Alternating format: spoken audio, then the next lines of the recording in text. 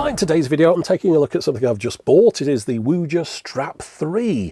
This is a body-worn haptic feedback bell that is designed to enhance the experience of playing games, listening to music, watching movies by transmitting a level of vibration through your body similar to what you would experience if you were to have massive speakers turned all the way up or a big subwoofer. And yet this is a very personalised device. You're not annoying people around you. Now, I have shown something along these lines before in the past, a bass transducer system. The butt kicker, that was in a video I made 7 years ago. Now, the butt kicker, for anyone that doesn't know, is a system that attaches up to your home cinema. It transmits those bass notes that were going off to your subwoofer through to a transducer that goes underneath the couch and vibrates the couch at the same time. But I had to swap the couch out, I had to swap the home cinema out at one point, and it wasn't compatible at either end with either thing, so it had to go in a box. So I haven't had that experience for quite some time, and I do miss it. I thought it added quite a bit. Yeah, it's gimmicky, but once you've experienced it, you kind of want it back again. So I'm hoping the Woojer will let me have that experience again. Let's find out. I really don't know how this thing is going to interact with my other devices. I can understand it with the phone. You'll have your phone, it'll transmit the audio to this, plug your headphones in, and then you can listen to the audio as well as feel it. But I don't understand how it's going to work with my streaming system, the Apple TV box. Where does the audio go to? Does it all go into here, or can I have it also go off to the speakers as well as this, and how would that work? But we'll find out. Let's open it up. Let's see how it all operates. Right, so here's what was inside the case. We've got a carrying bag, a USB-C charging lead, an instruction leaflet, and then the belt itself. Now on the top of here, there are two buttons, one for Bluetooth, one for power. On the front, there's 4 buttons that you can push through this front disc. On the bottom, we've got the USB-C charging lead, a headphone output, and what looks like a line in. And then on the strap, it gives you a little bit of information about how to operate and wear it. Now, looking through this instruction leaflet, there's not an awful lot going on in here. I really am going to have a play around with this to see exactly what it does do and what it doesn't do. It took a little while to get it to charge. It was having difficulties charging, as I'm having difficulties putting it on at the moment. That is one of the problems. I'm just not used to putting a strap around my back and connecting it up like so. Maybe that's something you get more familiar with over time. The belt comes apart and connects in through here. It comes apart a little bit too easily. If you move this thing up and down your body, you can find it just pops out and the thing falls off. It's also uncomfortable so far for me. I am not the thinnest of people, yeah, I understand that. But this thing is supposed to go up to XXL on its maximum extension, and this still feels very pressured and uncomfortable. Of course, it has to push against your body, you can't have it loose, but I'm not finding it comfortable to wear. Now, when you turn it on, you'll get a light ring appear around here, and what happens is, the way it's supposed to work is you connect it up with a device via Bluetooth generally. So for my setup, my plan was to have it connect up with my home cinema, have the whole home cinema on and feel the vibrations. Can't do that because what happens is, say I'm watching something and I have to connect it via Bluetooth, your choices are usually either Bluetooth or through the output through the television. You can't have both. So for example, with my Apple TV box, I could choose the Bluetooth output to go to headphones, or I could choose the other output to go off to the home cinema. So I've got to send it via the headphone output. Now, equally, you can't duplicate the headphone output in the Apple TV. You can't have it go off to, say, your AirPods and this at the same time. It has to go off to this, and then you have to connect your Bluetooth headphones to this, or connect headphones via a wire to this. But basically, this is the audio output device, and then it daisy chains off this.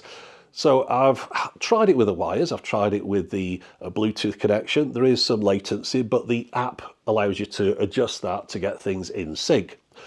Now, whenever you turn the Woojer on or off, it'll show a light ring of colours around the outside edge. You can choose to have that light ring remain on while the device is powered up, and in the app it'll enable you to change the colour of it. Or you can apply a couple of different effects to it as well, like this rotating kaleidoscope. I suppose it could come in handy if you wanted to cosplay as a particular superhero. Can you think of which one that might be? I'll give you a bit of a clue. That's right.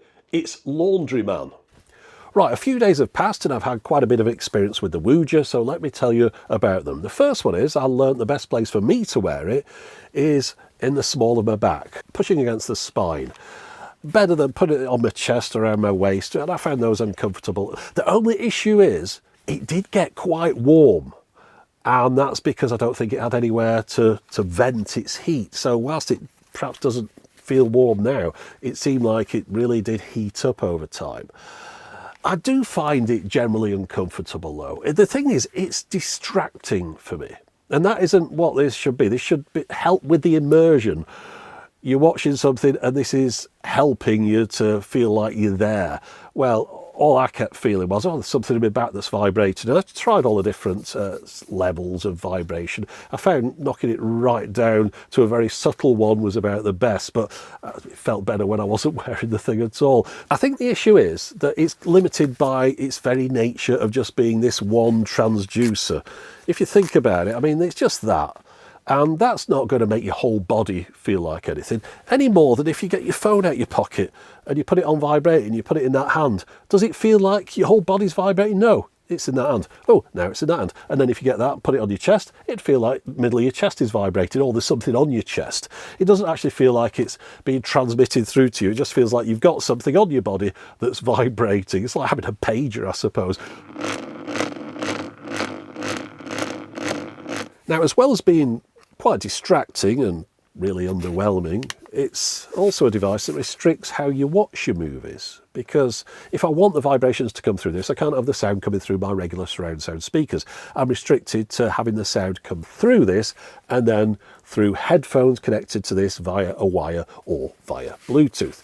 I think this is really more something for gamers. I mean, it does mention on the box here, feel your games, music and movies. I would cross movies off that because it just doesn't seem to work very well for that. You can connect up your computer via this to USB-C, and that's your digital input. Then you can plug your headphones into this. You've got your controls on there. The flashy lights seem to indicate that it's more of a kind of PC gaming type device rather than something for home cinema. And yeah, maybe that's its area. Also, they do a 6 transducer vest, but that's like 500 and odd quid. As far as music goes, well, I mean, I don't know, would you want to wear this outside the home?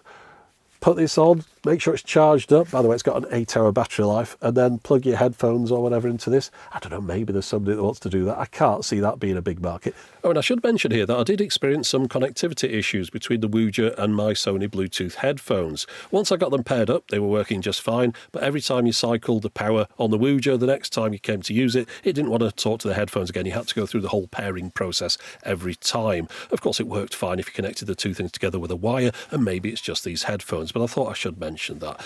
Oh, and while I was playing around with this, the flashing light on the front of it caught the attention of the missus, and she says to me, "What's that you got there?"